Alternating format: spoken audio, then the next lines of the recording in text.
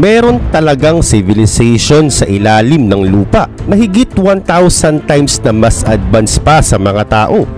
Alright, kamusta mga kaibigan? Welcome sa Arvin Polo TV. Marami tayong naririnig patungkol sa iba't ibang civilizations na di umano nakatira sa ilalim ng lupa. So ang tanong, totoo kaya silang umiiral? At kung totoo man sila, paano sila namumuhay? At bakit sila sa ilalim ng lupa nabubuhay? Marami tayong katanungan na kinakailangan ng lapatan ng kasagutan. Kaya naman sa video na ito, tatalakayin natin ang iba't ibang historical events na related sa underground civilization.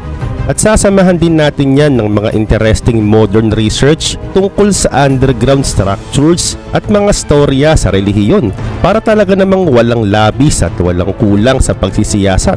Kaya naman simulan na natin. Una, talakayin natin si Adolf Hitler.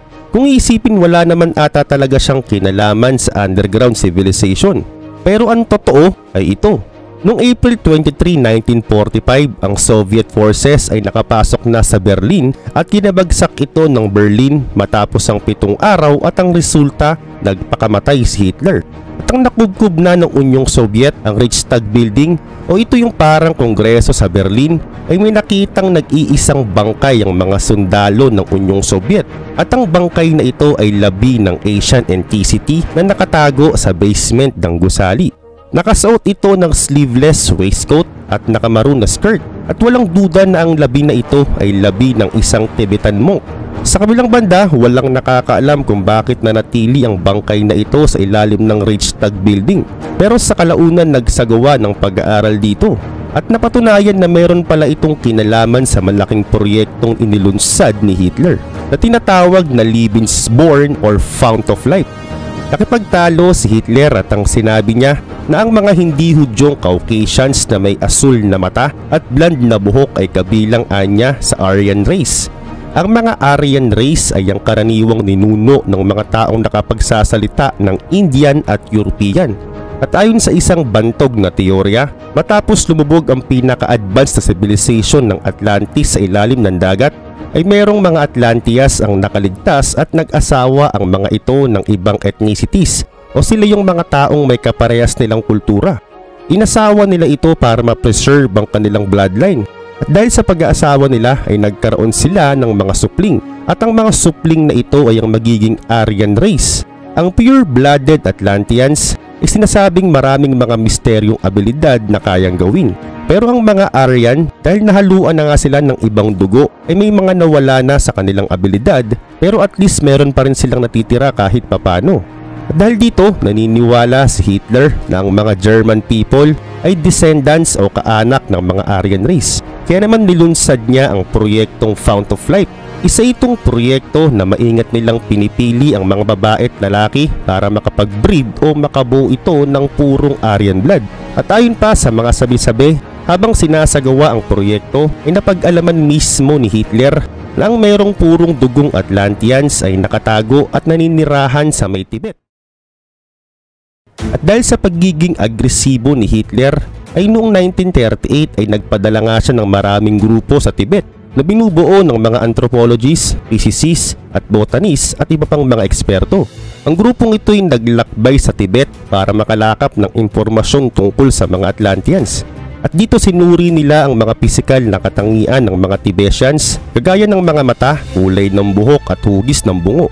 Kanilang pinagsama-sama ang lahat ng impormasyon at na-discover nga nila dito ang kakaibang bagay. Napag-alaman nila na ang Tibetan Buddhism at ang Bon, isa pang relihiyon sa Tibet, ay naniniwalang meron talagang underground world na tinatawag nila itong Shambhala. At ayon sa kanilang mga legend, ang daanan patungong Shambhala ay makikita sa Mount Kailash sa may western region ng Tibetan Plateau. At ayon pa sa kanila, napakaraming mga advanced race ng mga tao ang nakatira dito. Dagdag pa nga nila, ang lupain ng Shambhala ay may hugis pabilog na mayroong kumikinang na templo sa gitna, kung saan dito nakatira ang pinakapinuno ng templo. At kung pamilyar ka sa Atlantis ay hindi ka na siguro bago dito. Ayon nga sa isang Greek philosopher na si Plato, ay dinescribe niya ang advanced civilization ng Atlantis. Ayon sa kanyang Atlantis ay hugis pabilog talaga at merong mga nasyon at ang nasa pinakagitna nito ay ang pinaka-leader nila. At dahil nga dito ang buong search team ay sinabi ang mga impormasyon na ito kay Hitler. Kaya naman muling nagpadala si Hitler ng ikalawang team sa Tibet. Pero sa kabilang banda, ang second search team ay nakainkwentro ng British forces na nasa India, kaya naman nahuli sila bago pa nila mapuntahan ng Tibet. Maraming tao ang nagtataka kung bakit humaling na humaling si Hitler dito. Marahil siguro gusto talaga niyang mapatunayan na meron talagang underground civilization. Ganun pa man, maraming tao at alam kong kasama ka na doon na iniisip na urban legend lang ang underground civilization. Pero ayon na mismo sa mga research ay meron talagang umiiral na underground civilization. At ang research na ito ay sinagawa ng US, Canada at China. At naipublish ito noong 2015 sa academic journal na tinatawag nilang Solid Earth. Ang mga research team na ito inaral ang mga seismic wave data mula sa lahat ng 227 earthquakes na nangyari sa East Asia mula 2007 hanggang 2011. At dahil sa may supercomputer, naunawaan na nga nila ang structure na meron sa ilalim ng Tibetan Plateau. At ang nakakagulat ay ito. May nakita silang malaking spasyo sa ilalim ng Tibetan Plateau, so walang laman talaga ang pinakailalim. At talaga namang napakalaki nito. Oo, ang maliit na parte pa lang nito ay kasya na nga dito ang buong bansa ng Japan. Ngayon gumamit pa nga sila ng remote sensing technology para ma-analyze nga nila ang composition o kung sa papaano nabuo ang mga underground rock. At napag-alaman nga nila na ang halos karamihan sa mga bato ay nakapatong sa electronic conductivity kagaya ng metal o bakal. At di pa kapani-paniwala na meron din silang nakitang mataas na concentration ng water molecules sa ilalim ng malaking bakanteng spasyo.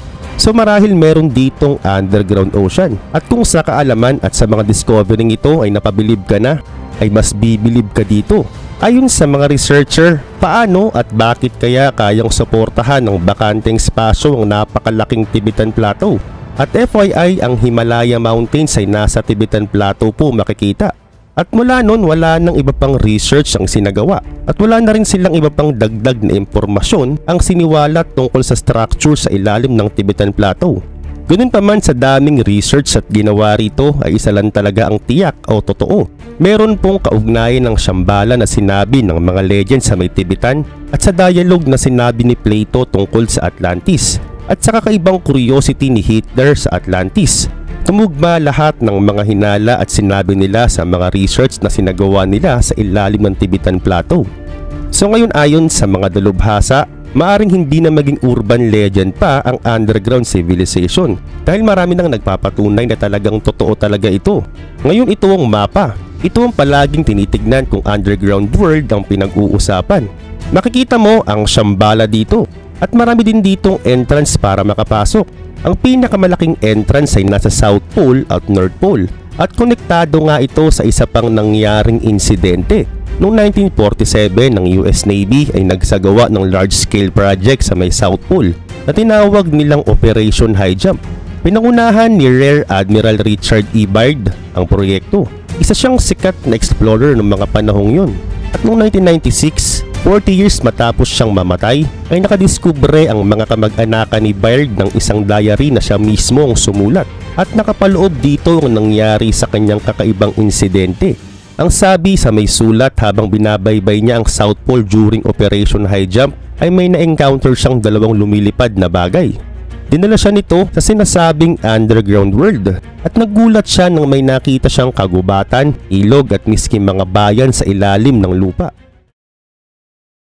At dito nakausap niya ang isang matangkad na blonde na Caucasian at iniisip niya na sa underground nga ito nakatira.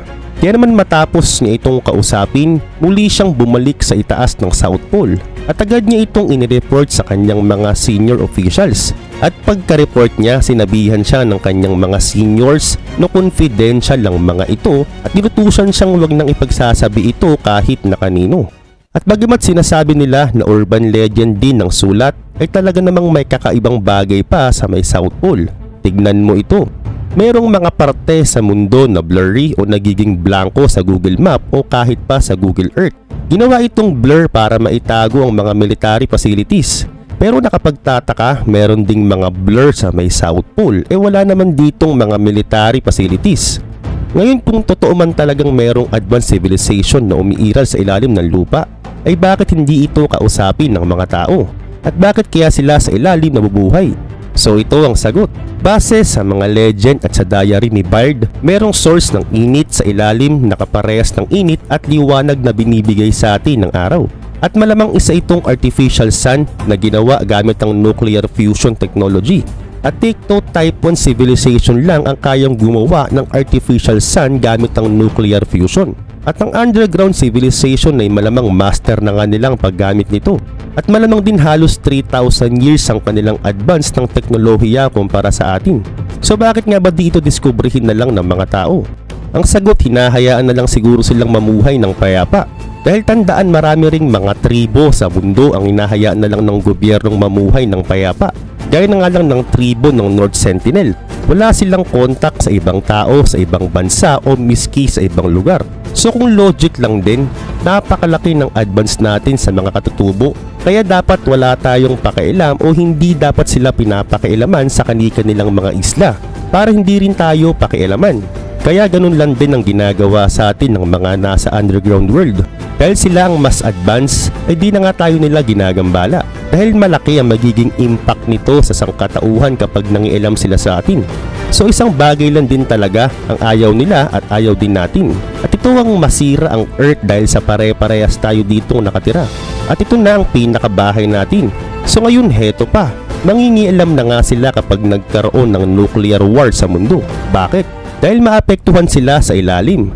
At isa nga yan sa mga nakasulat sa diary ni Bard na agad naman nilang sinabi sa gobyerno. At ang pinakahuling sasabihin ko ay ito na ang pinaka magpapasakit talaga ng ulo mo. Kaya sila nakatira sa ilalim ng lupa dahil mas ligtas sila sa ilalim kumpara sa ibabaw ng mundo. Dahil tayong mga taong nasa ibabaw ng mundo, masira lang ang buong atmosphere ng Earth ay patay tayong lahat. Bagsakan lang tayo ng asteroid na kagaya ng sa bumagsak ng panahon ng mga dinosaur, patay tayong lahat. Kahit anong pangdaigdigang sakunang mangyari sa Earth, ay patay tayong nasa ibabaw ng mundo. Kaya naman marahil lang mga alien ay nakatira lang talaga sa ilalim ng lupa. Dahil ito ang pinakaligtas na lugar para mamuhay ng payapa.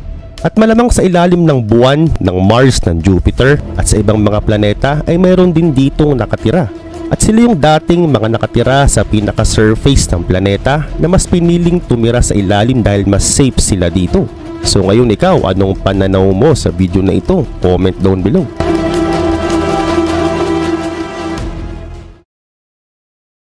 Ang misteryosong lihim sa ilalim ng mainit na buhanginan ng Sahara. Kapag sinabing Sahara, unang napasok sa ating isipan ay ang isang malawak na lugar ng disyerto.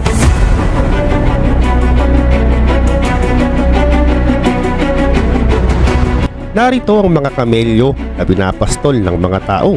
Pero ano nga ba ang nakatago sa ilalim ng mainit na buhangin ng Sahara?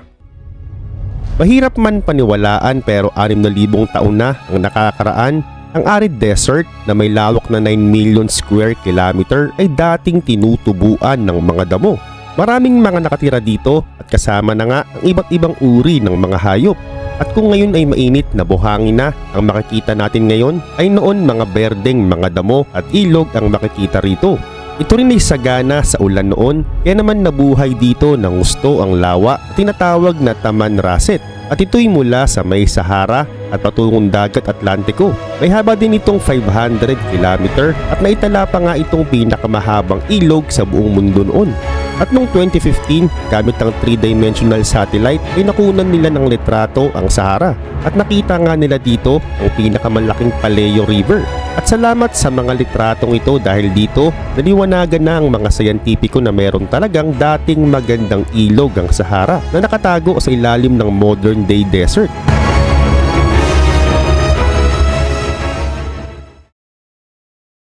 Sa may Central Africa naman ay mayroon din ditong lawa na tinatawag namang Lake Megachad. Malaking lawa ito noon pero habang lumipas ang panahon ay pawala na o paliit na ito ng paliit. At kung sakaling meron pa nga nito sa ngayon ay ito na ang pinakamalaking lawa ngayon sa mundo. At sa imaheng itong kuha ng NASA ay makikita mo talaga kung gaano ito kalaki. Nakakalungkot lang talaga na natakpan na ito ng mainit na buhangin na sana'y napapakinabangan ng milyong mga tao. Pero ang katanungan, bakit ba ito lahat nangyari? Ang mga siyentipiko ay maraming explanation ukol dito. Halimbawa, ayon sa isang environmentalist at archaeologist na si David Wright, ang mga hayop ang pinakadahilan ng climate change. Ang mga tupa, baka, kambing ay pinagkakain ng mga halaman. Kaya naman ang lupa ay natigang at naarawan pa ng gusto at ang resulta na apektuhan nito ang atmosphere. Dumalang na ang pag-ulan kaya naman nagsimula ng matuyo ang malaking porsyento ng lupa.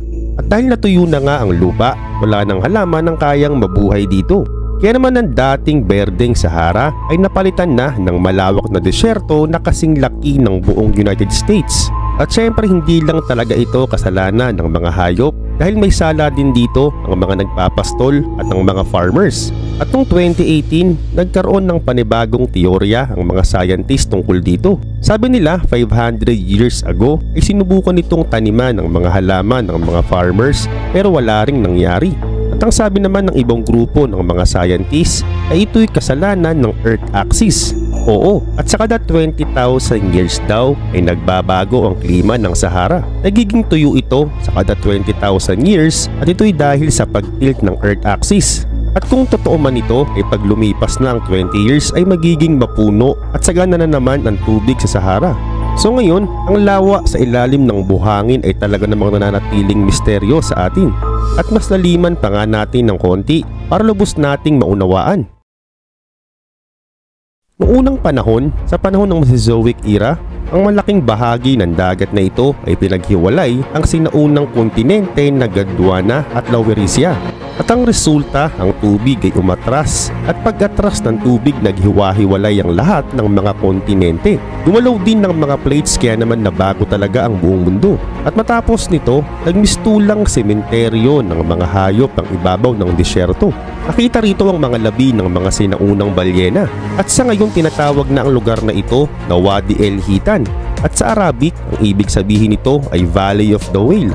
At ginulantang nito ang mga siyentipiko noong 20th century dahil nakita nga nila dito ang sinaunang balyena na Basilosaurus sa mismong disyerto.